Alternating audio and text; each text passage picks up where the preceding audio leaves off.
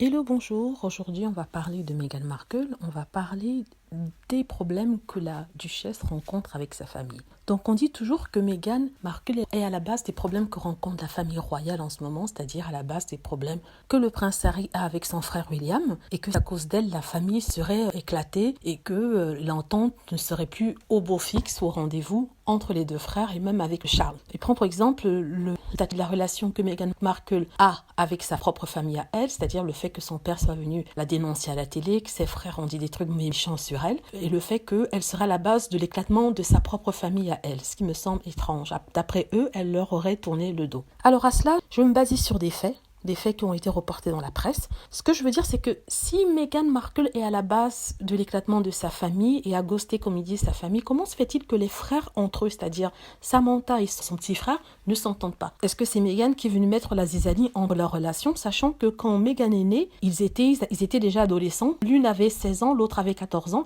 Et quand elle a eu, on va dire, 7 ans, ils étaient déjà mariés dans d'autres états et avaient des enfants. Donc on ne peut pas dire que ce soit Meghan qui ait cassé la fratrie.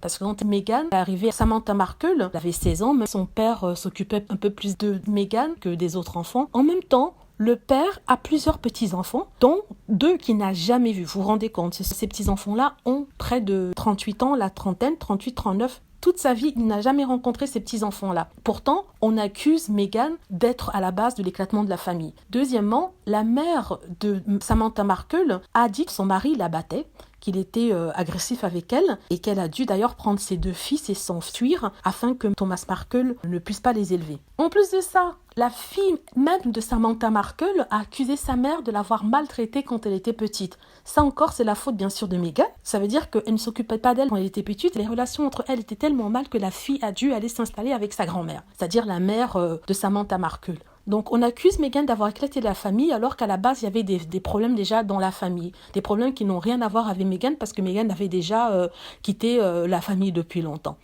Donc la famille de Meghan Markle est ce qu'on appelle une famille dysfonctionnelle. Il en existe plusieurs.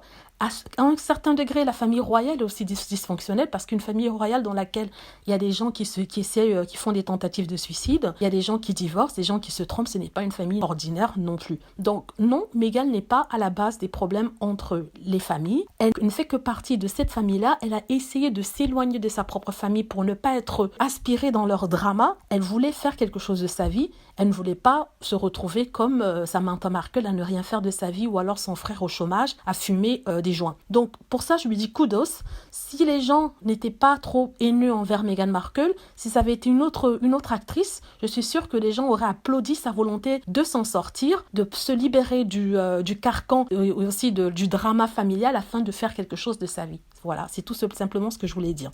Donc j'espère que vous avez aimé la vidéo. N'hésitez pas à cliquer sur like si c'est le cas, à vous abonner pour plus de vidéos et aussi à cliquer sur la petite cloche afin d'être averti lorsque je poste une nouvelle vidéo.